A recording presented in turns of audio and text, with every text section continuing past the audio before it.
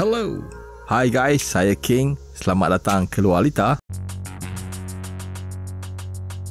Hajat pelumba motor dua negara Hafiz Shahrin Abdullah untuk menempatkan diri dalam kelompok 10 atau 15 terbaik pada sesi latihan bebas hari pertama Grand Prix Perancis tidak kesampaian apabila terjatuh pada lewat sesi latihan bebas kedua. Pelumba NTS RW Racing GP itu membuat kejutan dan menggembirakan peminat Malaysia apabila berjaya merekodkan masa ke-10 terpantas dalam sesi latihan bebas pertama yang berlangsung di atas selita basah sebelum itu.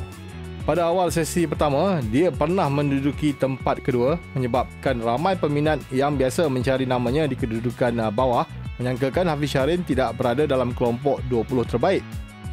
Mereka terkejut apabila melihat Hafiz Shahrin bersaing dalam kelompok 5 terbaik dan kemudian 10 terbaik. Dalam sesi pertama, rakan sepasukannya Barry Baltus yang kembali ke Lita selepas kemalangan di Qatar menduduki tempat ke-25. Pada sesi latihan bebas kedua yang berlangsung dalam keadaan Lita yang kering, Hafiz Shahrin yang bermula agak lewat dan cuma sempat melengkapkan 13 pusingan tidak bernasib baik apabila terjatuh ketika sesi tersebut berbaki 3 minit. Kemalangan itu menyebabkan dia tidak dapat memperbaharui masanya dan menamatkan sesi tersebut di kedudukan ke-21 manakala Baltus pula di tempat ke-29. Namun selepas masa sesi latihan bebas pertama dan kedua digabungkan, Hafiz Shahrin menduduki tempat ke-23 manakala Baltus tempat ke-30. Meskipun gagal menempatkan diri dalam kelompok 15 terbaik, tetapi kedudukan ke-23 juga masih satu peningkatan bagi Hafiz Shahrin. Pengurus NTS RW Racing GP, Jarno Johnson, gembira dengan prestasi kedua-dua pelumba pasukan itu pada hari pertama GP Perancis. Kami akan melakukan yang terbaik esok bagi memastikan kedua-dua pelumba dapat berada dalam kedudukan 20 terbaik, katanya dalam entry Facebook RW Racing GP hari ini. Pelumba F Mark WDS Sam Lowe's merupakan pelumba terpantas selepas kedua-dua sesi digabungkan. Raul Fernandez, Marco Bezzecchi, Augusto Fernandez dan Remy Gardner melengkapkan 5 pelumba terpantas. Tempat ke-6 menjadi milik Nicolo Bulega di depan Ai Ogura di tempat ke-7, Javi Vierge ke-8, Stefano Manzi ke-9 dan Jorge Navarro ke-10. Pelumba terpantas sesi pertama, Aaron Canet pula ke-11, Marcel Schroeter ke-12, Fabio Di Gianantonio ke-13 dan Marcos Ramirez ke-14. Memandangkan esok diramalkan hujan, jadi kemungkinan besar kedudukan 14 pelumba terpantas hari ini tidak berubah dalam sesi ketiga esok. Ramai peminat tertanya-tanya sama ada NTS RW Racing GP menggunakan fairing dan fender depan baru selepas diberikan kebenaran untuk menggunakan komponen yang sudah dihasilkan untuk 2020 tetapi tidak dapat digunakan kerana pembangunan motosikal dibekukan.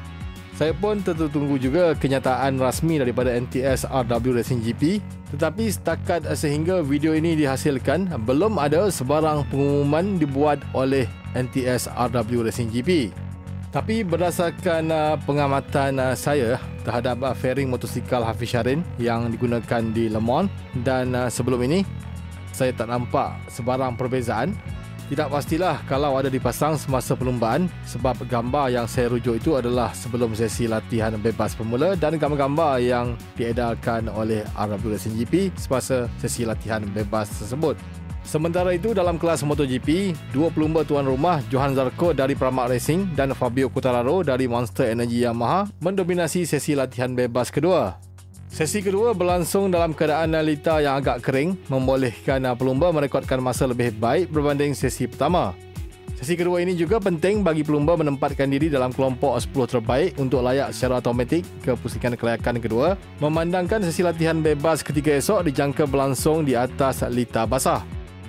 Walaupun menduduki tempat kedua, Quartararo mencuri tumpuan ramai kerana dia baru menjalani pembedahan ampam di lengan kanannya selepas Grand Prix Spanyol. Quartararo merupakan pelumba terpantas sebaik sesi latihan bebas kedua bermula dan dia cuma dipintas Zarco pada minit terakhir. Rakan sepasukan Quartararo, Maverick Viñales memintas Paul Espargaro pada percubaan terakhirnya untuk menduduki tempat ketiga. Pelumba Petronas Yamaha Sepang Racing Team, Franco Morbidelli kelima terpantas mengatasi Miguel Oliveira dari Red Bull KTM. Juara Grand Prix Spanyol, Jack Miller pula ketujuh di depan pelumba Repsol Honda, Marc Marquez di tempat ke-8. Pelumba veteran Valentino Rossi menduduki tempat ke-9 dan pelumba LCR Honda Takaki Nakagami melengkapkan senarai 10 pelumba terbaik. Dua pelumba Suzuki Alex Rins dan Joan Mir masing-masing di tempat ke-11 dan ke-13. Pendahulu kejuaraan Pecco Bagnaia pula di tempat ke-12. Pelumba Aprilia Alex Espargaro yang terjatuh 2 kali dalam sesi tersebut di tempat ke-14. Berikut adalah keputusan penuh sesi latihan bebas kedua MotoGP.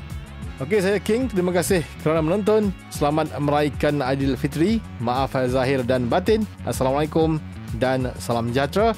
Have a nice day.